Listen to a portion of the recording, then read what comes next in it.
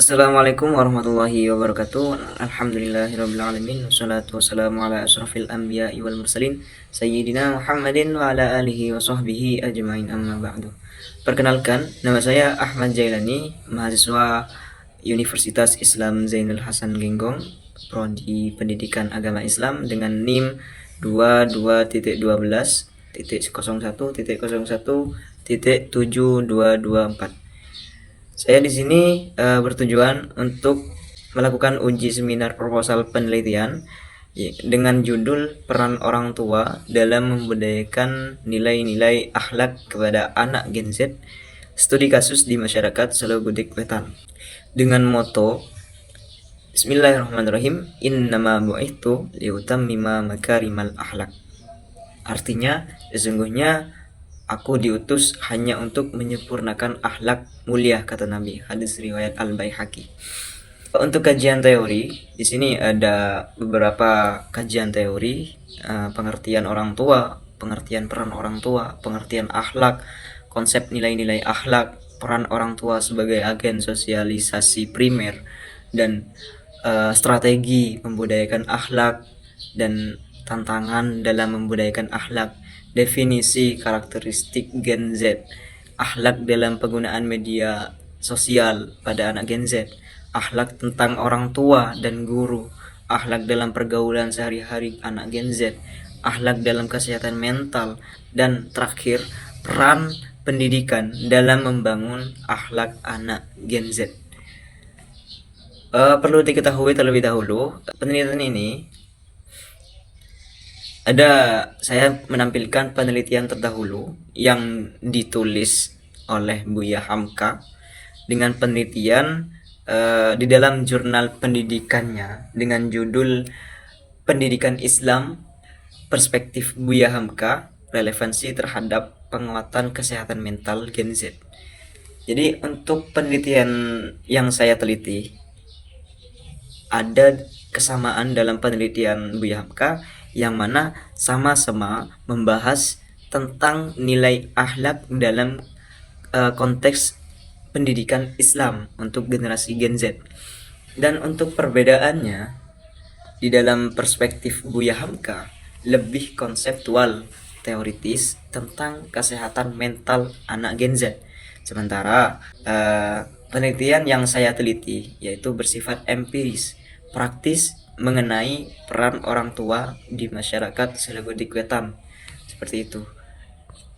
Dan kita menuju ke poin pertama, yaitu poin pengertian orang tua. Jadi kita akan membahas terkait dengan peran orang tua, apa yang dimaksud dengan orang tua, dan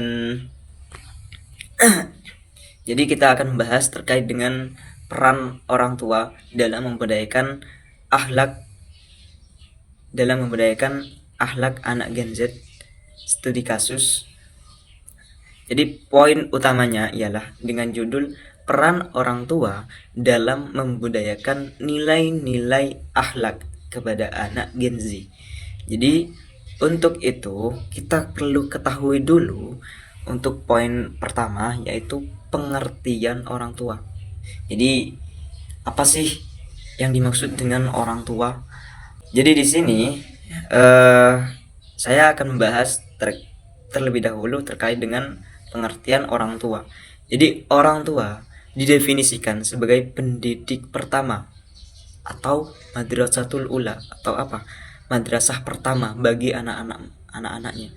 Mereka juga bertanggung jawab penuh atas kualitas kehidupan, pertumbuhan jasmani, rohani, dan sosial anak. Itulah yang disebut dengan pengertian orang tua, memiliki tanggung jawab besar terhadap seorang anak. Dan poin yang kedua, pengertian peran orang tua. Jadi beda antara pengertian orang tua dan pengertian peran orang tua. Dan orang tua berperan krusial dalam membantu anak menemukan jati diri mereka, memberikan arahan, serta memfasilitasi kebutuhan untuk mencapai cita-cita anak tersebut. Dan poin yang ketiga ialah pengertian akhlak. Apa sih yang dimaksud akhlak? Jadi gini, akhlak merupakan kondisi batiniah jiwa atau ruh dan jiwa yang menetap dan melahirkan perbuatan secara mudah tanpa perlu pertimbangan pikiran yang lama. Seperti itu. Jadi ada istilah yang namanya habit, kebiasaan mereka, akhlak mereka. Itu sama halnya seperti habit, kebiasaannya. Dan habit itu muncul karena seperti habit. Nah, seperti itu, guys. Dan selanjutnya, poin selanjutnya yaitu yang keempat, nilai-nilai akhlak. Jadi landasan utama nilai akhlak dalam Islam berdasarkan pada Al-Quran dan hadis dengan rujukan spesifik seperti dalam surah Al-Luqman ayat 17 tentang penegakan sholat dan perilaku amal ma'ruf. Dan di sini saya mencantumkan menurut Al-Ghazali, kesempurnaan akhlak dicapai jika ada keseimbangan antara kekuatan ilmu, emosi, syahwat, dan keadilan. Seperti itu. Dan untuk poin yang kelima yaitu karakteristik Gen Z. Jadi apa yang dimaksud dengan Gen Z sih? Gimana karakteristiknya? Apakah sama dengan Gen Alpha? Ya, jadi seperti itu. Jadi saya akan menjelaskan terkait dengan karakteristik Gen Z. Apa sih yang dimaksud dengan Gen Z? Jadi Gen Z ya atau generasi Z yang sangat adaptif terhadap teknologi, cenderung kritis, yang dimana mereka memiliki kesamaan dalam kelahiran media digital. Seperti itu. Dan mereka cenderung kritis, menyukai kebiasaan berekspresi, namun kurang menyukai metode ceramah satu arah. Seperti itu. Dan untuk poin yang keenam yaitu strategi untuk anak Gen Z. Strategi membudayakan akhlak untuk anak Gen Z. Jadi poin yang pertama yaitu untuk strategi membudayakan akhlak anak Gen Z. Poin yang pertama yaitu keteladanan atau uswah hasanah, menggunakan figur nyata orang tua atau guru yang berkonsisten ya, berperilaku baik. Jadi untuk Gen Z ini itu memiliki karakter yang dimana mereka itu ingin meniru seperti itu. Jadi bagaimana caranya? Mereka memiliki keteladanan, uswah hasanah. Mereka ingin siapa yang ditiru seperti itu.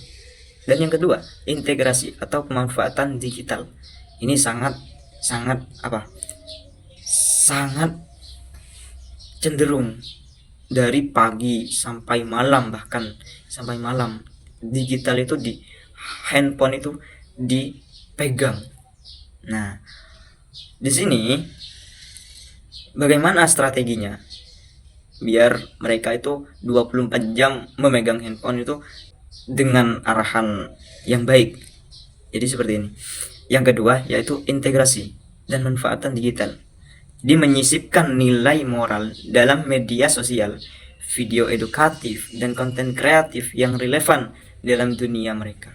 Seperti itu. Jadi semisal ada sekarang yang relevan terhadap dunia mereka, seperti yang ingin galau-galau ada Ustadz Hanan Attaqi, yang ingin slow-slow ada Gus Baha, yang ingin mereka kritis, yang ingin memiliki pikiran kritis ada Ustadz Adi Hidayat, ada Ustadz Felix, seperti itu.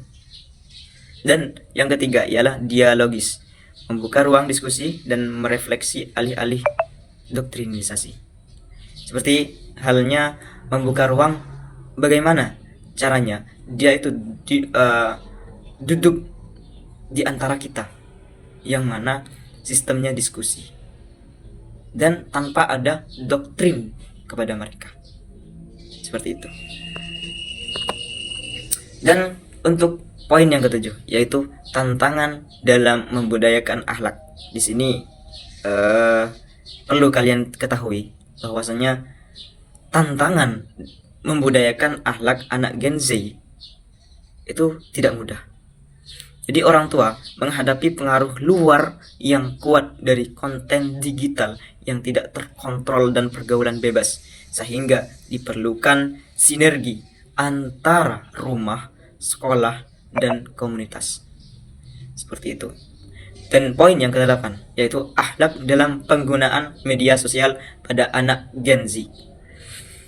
Jadi akhlak dalam penggunaan media sosial pada anak Gen Z adalah pedang bermata dua. Apa yang dimaksud ialah bagi akhlak Gen Z, pemanfaatannya sebagai sarana edukasi dan dakwah hanya akan efektif jika dibarengi dengan literasi digital dan pendampingan ketat dari orang tua guna menjaga integritas akhlak anak. Jadi seperti itu. Untuk poin yang ke-9 yaitu akhlak terhadap orang tua dan guru. Banyak seperti halnya kasus pada masa sekarang, ada murid SMP melawan gurunya, murid SMK mencabuli gurunya, ya, bahkan sampai ada percobaan pembunuhan. Karena apa? Karena tidak adanya akhlak, terutama kepada orang tua dan guru. Jadi perlu diketahui, pendidikan akhlak kepada orang tua dan guru adalah pondasi utama bagi anak, terutama Gen Z, untuk mendapatkan keberkahan ilmu. Tanpa penghormatan kepada dua sosok ini, transformasi ilmu pengetahuan tidak akan membawa manfaat bagi karakteristik mereka. Seperti itu. Jadi jangan heran ketika ada seorang siswa mencabuli gurunya, bahkan seorang orang tua mencabuli anak sendiri. Jangan heran, karena mereka jauh dari kata akhlak. Seperti itu. Untuk yang ke-10 yaitu akhlak dalam pergaulan sehari-hari. Jadi Gen Z sedang menghadapi krisis identitas, utamanya identitas moral. Akibat apa? Akibat arus teknologi yang tidak terbendung. Mereka cenderung mencari validasi, mereka cenderung mencari kebenaran, mereka cenderung mencari bagaimana mereka bisa nyaman di dalam sana. Seperti itu. Untuk mengetahuinya, diperlukan penguatan pemahaman agama dan pengawasan terhadap lingkungan pergaulan agar mereka tidak mencari pelarian pada tindakan yang melanggar hukum dan norma agama. Jadi, bagaimana caranya? Peran orang tua yaitu peran yang sangat urgent. Ya, mereka bagaimana caranya? Mereka itu nyaman di dekat orang tua, tidak terprovokasi, tidak doktrin dari mereka yang mana dipertimbangkan kepada anak yang lain. Itu nggak suka mereka, karena saya sendiri juga termasuk anak Gen Z seperti itu. Dan untuk poin yang ke-11 yaitu akhlak dan kesehatan mental.